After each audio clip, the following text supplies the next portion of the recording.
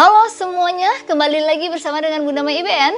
Untuk video kali ini aku ingin merangkum alur cerita film berjudul Conjuring 3, Devil Made Me Do It. Sebuah rumah tampak berantakan seperti sudah terjadi sesuatu, dan pada tanggal 18 Juli 1981, Ed dan Lauren Warren dipanggil untuk mendokumentasikan eksorsisme terhadap seorang anak laki-laki bernama David Glatzel yang berusia 8 tahun.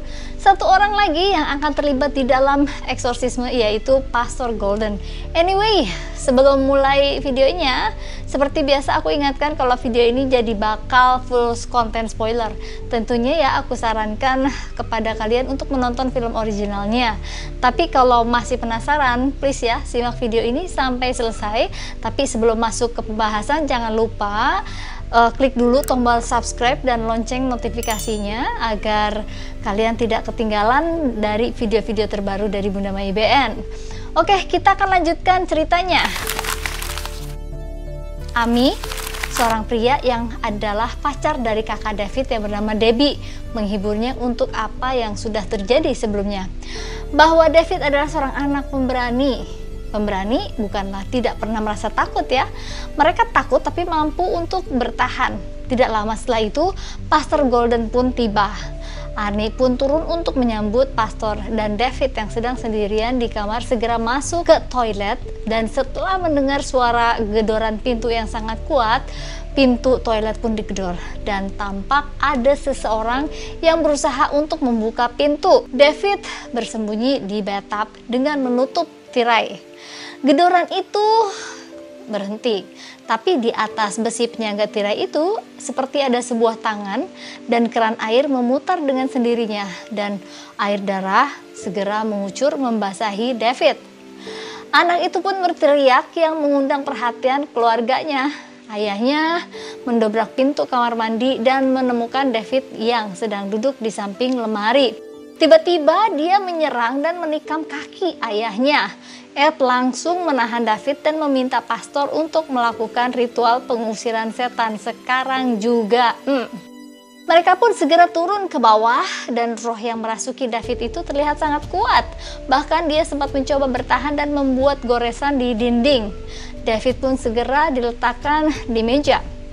Seseorang bertindak sebagai kameramen dan merekam semua kejadian itu.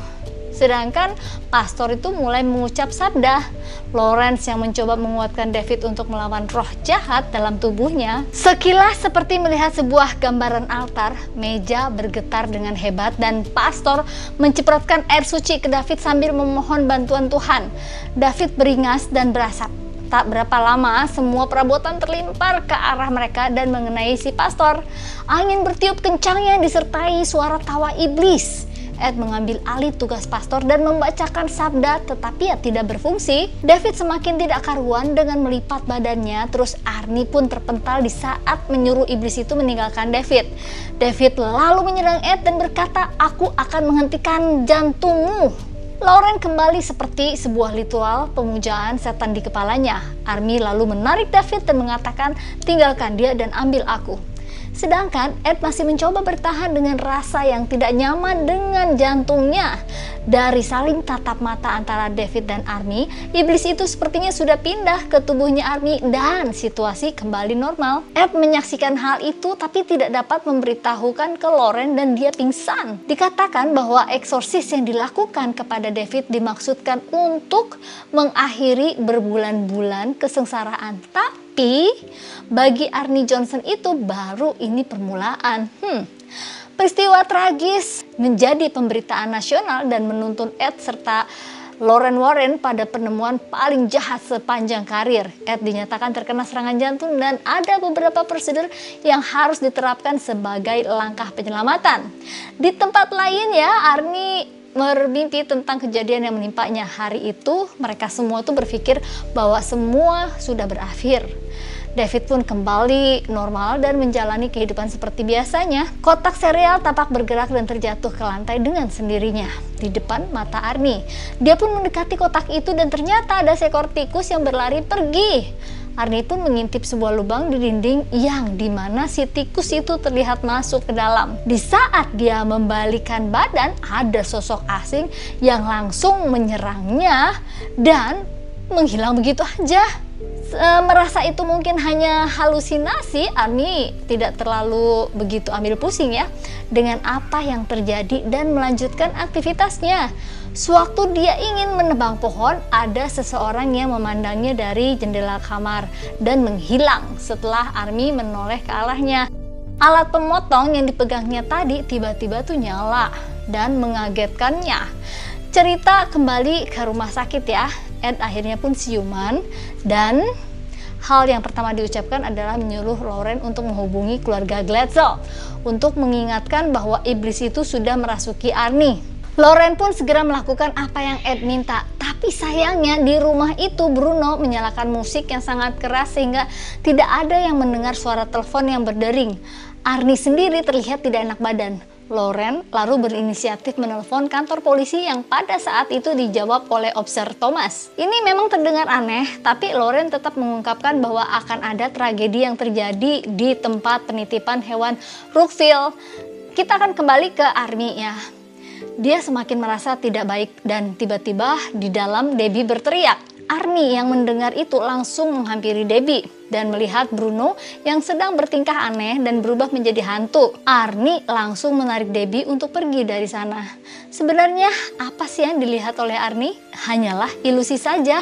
Dia melihat Bruno sebagai hantu yang ingin menyakiti Debbie. Sesuatu pun terjadi di rumah itu dan polisi datang.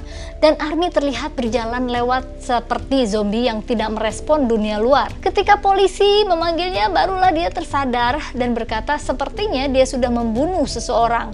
Sebuah berita langsung disiarkan bahwa ditemukan satu korban dengan beberapa tusukan yang bernama Bruno Sauce, seorang manajer dari tempat penitipan hewan, dan korban dilaporkan ditemukan ditikam sebanyak 22 kali, yang juga sekaligus menjadi kasus pembunuhan pertama dalam 190 tahun sejarah kota itu. Arnie pun ditahan dan setelahnya Ed serta Lauren mengunjunginya di sel dan menyuruhnya membaca Alkitab untuk memprovokasi iblis yang merasukinya. Di luar dugaan, Arnie membaca dengan lancar tanpa hambatan yang artinya dia tidak kerasukan sekarang. Secara hukum, Arnie sudah pasti dinyatakan bersalah. Tapi Lauren berkata dan mencoba membantunya. Ed dan Lauren pun menemui pengacara Arnie untuk membahas kasusnya. Maksud Ed jelas bahwa dia ingin membantu apa yang dia bisa bantu, karena dia tahu persis apa yang terjadi. Tapi hal itu berbanding terbalik dengan sikap pengacara yang skeptis tentang cerita seputar perdukunan dan mengatakan dia tidak akan mengatakan hal yang tidak logis. Dengan dewan juri, walaupun Ed dan Lauren bersedia menjadi saksi, Ed lalu membuat kesepakatan dan mengundang pengacara ke rumah untuk sekedar makan malam bersama. Juga memperlihatkan bukti bahwa keberadaan iblis itu nyata adanya. Singkat cerita, tanggal 19 September 1981 di Pengadilan Tinggi Denpuri, berkas kasus yang dibacakan kembali dan pengacara pun maju dengan pembelaan yang mengatakan bahwa kliennya mengaku tidak bersalah dengan alasan kerasukan setan. Hal itu sudah pasti terdengar konyol dan Arnie tetap terancam hukuman mati kecuali Lauren dan Ed bisa memberikan bukti-bukti konkret terkait masalah tersebut. Lauren pun mengatakan kepada Ed bahwa mereka tuh harus menyelidiki kembali dari awal. Ed lalu memutar kembali rekaman wawancaranya terhadap seseorang dari keluarga Glatzel yang menceritakan awal mula kepindahan mereka ke rumah itu tepatnya 5 bulan sebelumnya. David yang masuk ke sebuah ruangan dan berbaring di sebuah ranjang tanpa kaget ya, dimana dia merasa ada sesuatu di kasur airnya. Sekilas memang ada wajah yang tercetak tadi, tapi masih dalam keanehan ada sebuah tangan yang mencoba menariknya ke dalam. Itulah pertama kalinya pertemuan David dengan iblis. Untungnya ibunya tuh segera datang, tapi sayangnya orang rumah tuh tidak percaya apa yang David katakan. Nah, pada saat kehadiran Lauren dan Ed di rumah itu, dia menanyakan letak persis ranjang air tersebut. Debbie pun menunjukkan letaknya yang tepat di bawah karpet yang sengaja ditutup karena kayunya rusak saat matrasnya pecah. Setelah melihat lantai itu, Ed berkata ini tidak disebabkan oleh air.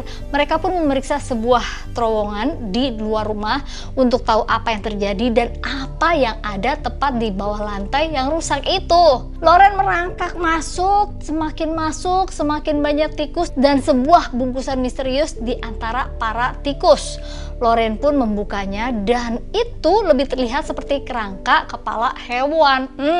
Tiba-tiba Lauren seakan melihat gambaran David yang sedang kerasukan dulu. Dia lalu mengambil beberapa foto dengan kamera yang di bawahnya. Dan ternyata itulah topeng penyihir yang biasa digunakan oleh para pemuja setan dalam ritual mereka. Dugaan sementara kenapa David bisa dirasuki itu adalah karena dia dikutuk ya. Pada malam pengusiran setan, kutukan diturunkan dari David ke Arnie. Ed menyebarkan foto-foto itu kepada Debbie dan guru untuk mencoba mencari tahu tentang totem tersebut. Pastor mengatakan ada seseorang yang bisa ditanya tentang detail totem tersebut, yaitu seorang pensiun pastor yang bernama Kestner. Ed dan Lauren pun segera menemui Pastor Kestner dan bertanya tentang totem tersebut. Pastor berkata dia belum pernah melihat yang serupa seperti itu, tapi jelas yang satu ini sangat mutakhir dan merupakan karya yang sangat menjijikan. Pertanyaan Ed sekarang, kenapa keluarga itu diincar? Bahkan seorang anak kecil, yaitu pastor, menjawab sesuatu yang tidak relevan ya. Dia pun menyentuh tanah dan mencoba melihat apa yang terjadi. Sebuah tangan yang meraba dari balik pohon dan kedua perempuan itu berlari keluar sambil tertawa. Tiba-tiba Jessica pun menghabisi Katie tanpa sadar. Lauren yang menyaksikan itu memperagakan semua seolah-olah dia adalah Jessica dan berlari semakin masuk ke hutan. Persis seperti yang Jessica lakukan dulu. Dia tersadar kembali ketika sudah berada di pinggir tebing. Di saat Lauren menoleh ke belakang, ada tangan yang langsung menarik kakinya dan beruntung masih dapat diselamatkan oleh Ed. Lauren berkata kepada Jessica, ada di bawah sana mayat Jessica ditemukan. Dan seperti kesepakatan awal, berkas kasus pun akan segera dikirimkan. Di motel, Ed mendapatkan telepon dari Debbie yang mengatakan iblis itu masih mengikuti Arnie dan menyuruhnya untuk mengakhiri hidup. Ed menyuruh bocah itu untuk tenang dan menghubungi pastor di penjara yang bernama Pastor Newman, juga untuk bilang padanya untuk mengawasi si Arnie selama 24 jam. Sambungan telepon tiba-tiba terputus. Pastor lalu menemui Arnie dan memberkatinya, tapi habis itu dia pergi. Ed dan Lauren masih mengira-ngira ada kaitan antara kasus kedua. Pastor ternyata memberikan sebotol air suci kepadanya. Arnie pun membuat lingkaran dengan air suci dan duduk di dalamnya sambil berdoa. Ed dan Lauren tanpa pergi ke rumah duka karena tidak ada orang di sana. Dan agar kedatangan mereka tidak sia-sia, Ed pun memecahkan kaca untuk membuka pintu. Yang mereka incar adalah mayat Jessica. Lauren ingin mencari jawaban atas kecurigaannya tentang penyihir itu. Mungkin adalah orang-orang yang sama dia. Mungkin adalah orang yang sama. Dia pun menyentuh tangan mayat Jessica dan tidak merasakan apa-apa, tapi dia merasakan hubungan yang terkoneksi di sesuatu tempat. Lauren pun berjalan mengikuti instingnya ke sebuah terowongan yang tertempel salib terbalik. Ada sebuah tangga dan altar dengan 12 lilin berwarna hitam dalam lingkaran. Lauren melihat semuanya. Penyihir itu seorang wanita. Dia melakukan ritualnya lagi untuk menjangkau Arnie untuk menyelesaikan kutukannya. Dan di penjara, Arnie pun sudah di dalam pengaruhnya. Dia memecahkan botol air suci dan ingin mengakhiri hidupnya dengan pecahan kaca seperti apa yang penyihir itu peragakan. Roh Lauren segera menghentikannya dan berhasil. Petugas pun menemukan Arnie yang pingsan dan berteriak memanggil rekannya. Sekarang Lauren berhadapan dengan si nenek penyihir. Penyihir bertanya bagaimana dia bisa melakukannya. Lauren mengatakan akan membawa buku itu untuk diterjemahkan lebih detail karena kalimat-kalimat dalam buku itu ditulis dalam bahasa yang berbeda. Mereka pun membagi tugas. Debbie akan menemani Arnie karena kekuatan pemuja setan lebih kuat saat malam, sedangkan Ed dan Gru mencoba mencari tahu ya hubungan antara kasus-kasus tersebut. Ed dan Gru mencoba menawar tentang beberapa kasus yang terjadi pada korban. Dengan melihat peta di mana mereka tinggal di antara beberapa rel kereta api dan sungai, dan setelah dihubung-hubungkan, Ed segera menyadari sesuatu. Cerita kita lanjut ke Lauren. dia kembali menemui Pastor Kettner untuk meminta bantuannya menerjemahkan sebagian buku yang tidak terbaca oleh mereka. Ed terburu-buru nih dan menyuruh untuk menelepon polisi. Kembali kita ke Lawrence, pastor mengatakan di sana tertulis dibutuhkan 3 korban untuk melengkapi kutukan. Mereka menyebut para korban mereka dengan sebutan si anak, si kekasih, dan si hamba Tuhan. Perwujudan cipta Tuhan, suci, cinta iman. Lawrence langsung lemas mendengarnya karena dia mengingat yang menemukan totem itu di ruang kerjanya. Pastor pun lalu meminta Lawrence untuk ikut dengannya karena ada yang mau dia perlihatkan. Pastor memperlihatkan sebuah album foto lalu menceritakan dia dulu punya anak dan istrinya meninggal saat melahirkan. Itu yang dirahasiakan dari gereja selama ini. Nah, pastor pun membesarkan putrinya di rumah itu secara diam-diam. Dia juga melanjutkan studi tentang okultisme untuk melindungi anaknya dari semua ini. Tapi ternyata secara tidak sadar dia tuh malah memberi anaknya daya tarik. Cerita kita loncat ke si Arnie. Di saat pastor membacakan ayat-ayat Alkitab, lampu tuh mulai konslet. Arnie mengatakan kepada Debbie bahwa dia tuh sudah dekat. Kembali lagi kita ke Lawrence. Dia tuh merasa kecewa di mana mereka datang menemui pastor untuk meminta bantuan. Tapi ya, ternyata pastor sudah tahu selama ini. Pastor berkata dia tidak bisa karena penyihir itu adalah putrinya. Bertahun-tahun pastor berharap putrinya untuk kembali dan sekarang dia tahu alasan sebenarnya kenapa dia ada di sini. Ada terowongan di bawah tanah rumah pastor yang sering putrinya jelajahi sewaktu kecil dan pastinya altar itu ada di bawah sana. Nah, sewaktu pastor berkata kita harus segera menghancurkannya, ada suara seperti orang membukakan pintu. Pastor lalu menyuruh Lawrence untuk segera pergi ke lorong bawah tanah. Nah, penyihir itu muncul. Pastor lalu berdoa meminta pertolongan Tuhan.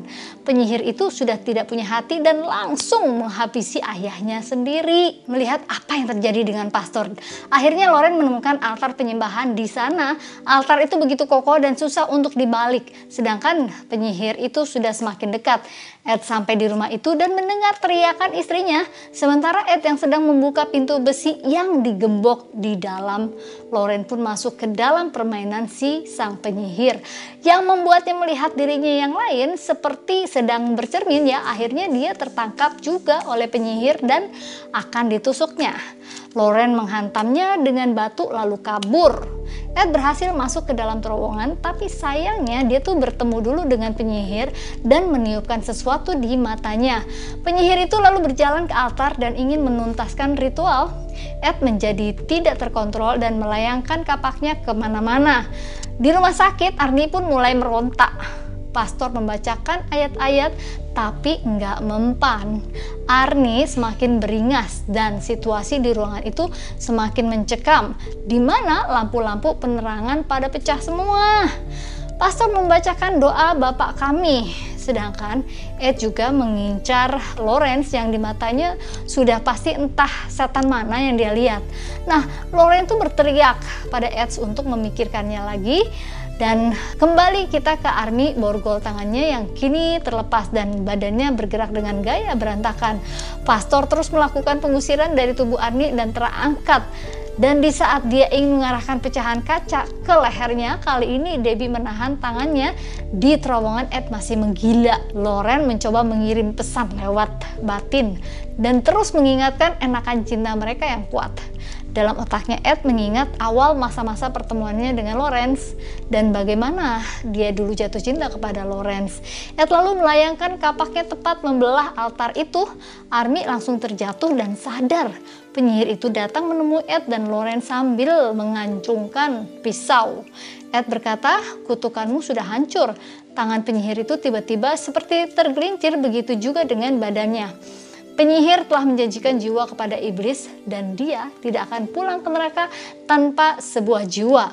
Akhirnya jiwanya lah yang diambil oleh si iblis peliharaannya sendiri. Polisi tiba saat semuanya sudah berakhir. Arnie kembali disidang. Hasilnya tanggal 24 November 1981, Arnie Johnson divonis bersalah atas tuduhan pembunuhan dan dihukum 5 tahun penjara. Dia menikahi Debbie di dalam penjara dan masih menjadi pasangan suami istri sampai pada hari ini. Demikian alur film Conjuring 3. Semoga video ini bisa menghibur sobat dimanapun kalian berada. Jangan lupa subscribe dan notifikasinya. Buat sobat yang request alur film lainnya, silahkan tulis di kolom komentar. Bunda Mai ucapkan banyak terima kasih udah mau nonton video ini sampai habis. Kita ketemu lagi di video yang akan datang dan sampai jumpa lagi. See you next